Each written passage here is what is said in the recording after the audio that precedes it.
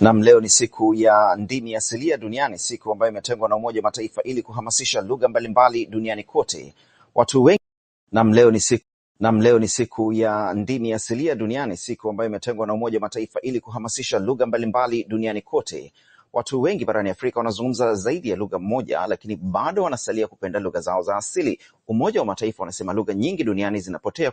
Leo ni siku ya ndimi asilia duniani, siku ambayo imetengwa na Umoja wa Mataifa ili kuhamasisha lugha mbalimbali duniani kote. Watu wengi barani Afrika wanazungumza zaidi ya lugha moja, lakini bado wanasalia kupenda lugha zao za asili. Umoja wa Mataifa unasema lugha nyingi duniani zinapotea kutokana na utandawazi. Takriban nusu ya lugha zote 6,000 duniani ziko hatarini kupotea. Lakini hata hivyo, barani Afrika lugha moja, Kiswahili, imejipenyeza na kupata umaarufu sio tu ndani ya bara bali hata nje. Ibilisi huyu atafanya nini duniani, siku ambayo imetengwa na Umoja.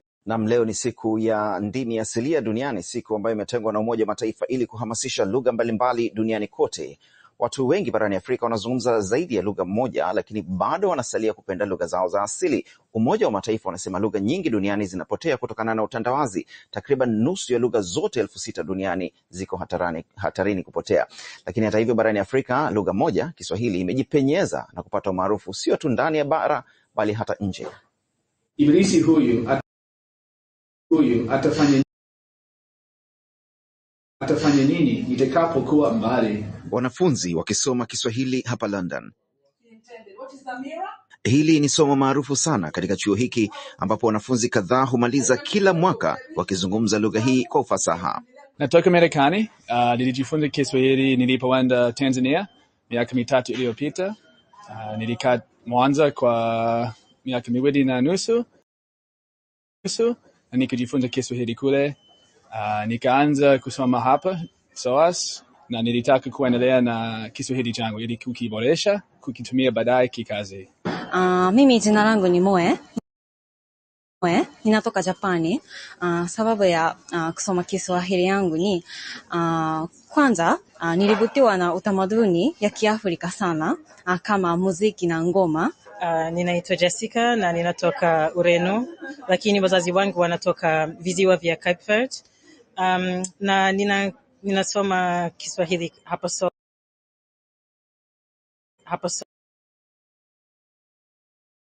hapo SOAS kwa sababu nafikiri kwamba Kiswahili ni lugha muhimu sana katika Afrika, na nina mpango labda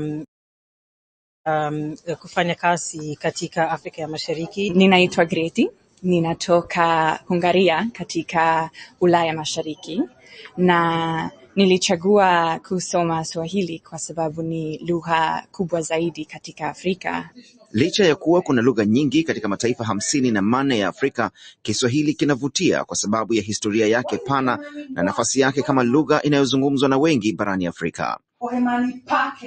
Na kimataifa ilipata umaarufu mkubwa kutokana na wimbo na msemo wa hakuna matata.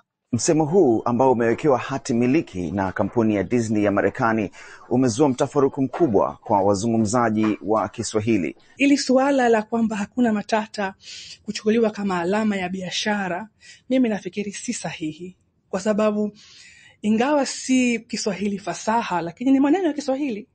Kwa hivyo unapoyachukua ni kama unachukua lugha ya mtu, utamaduni wa mtu, unachukua utu wa mtu.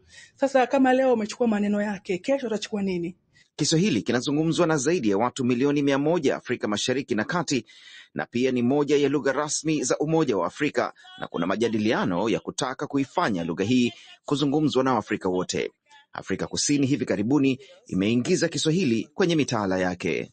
I go to conferences with fellow sisters from Africa. Huwa nakwenda kwenye mikutano na kukutana na watu kutoka Afrika wakizungumza Kifaransa, Kiingereza, na hakuna kinachotuunganisha kama Waafrika. Kwa hiyo watoto wetu wanahitaji kitu ambacho ni cha Kiafrika na chenye kutuunganisha, na ni lugha ya Kiswahili. Wakati kuna wasiwasi kuwa mambo kama utandawazi yanaathiri lugha nyingi duniani, Kiswahili kinaonekana kuchanja mbuga katika kuunganisha bara la Afrika na pengine kuwa lugha ya Afrika.